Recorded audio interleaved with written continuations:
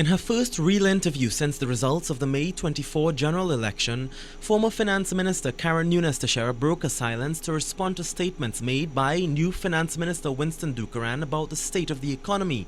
Tesheira said she felt it was necessary to clarify statements made by Finance Minister Dukaran that no money was injected into the country's Heritage and Stabilization Fund for 2009-2010. A warrant was issued under my hand as the then Minister of Finance for the withdrawal of $659,770,446 TT dollars from the consolidated fund for deposit into the Heritage and Stabilization Fund, so that it is wholly incorrect and untrue to state that no monies were deposited. Nunez-Tesheira told CNC3 that while she would have preferred to let the new government settle in, she felt she needed to correct what was an error and defend her credibility as the former finance minister.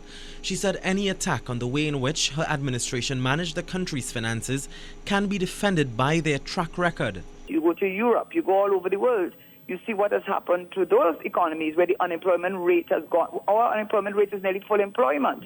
Our inflation rate is low. Our external debt is very low. We have significant foreign exchange reserves. We have significant savings in the Heritage and Stabilization Fund.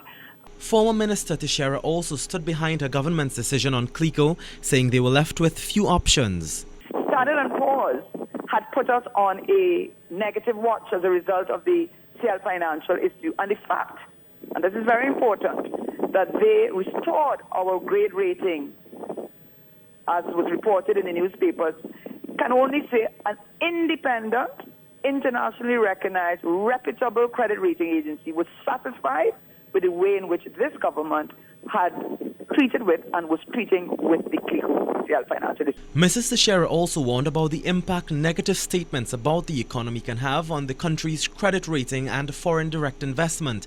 She said she felt satisfied with how the economy was managed under her stewardship, considering the many challenges they faced. For CNC3, I'm Kamal Georges.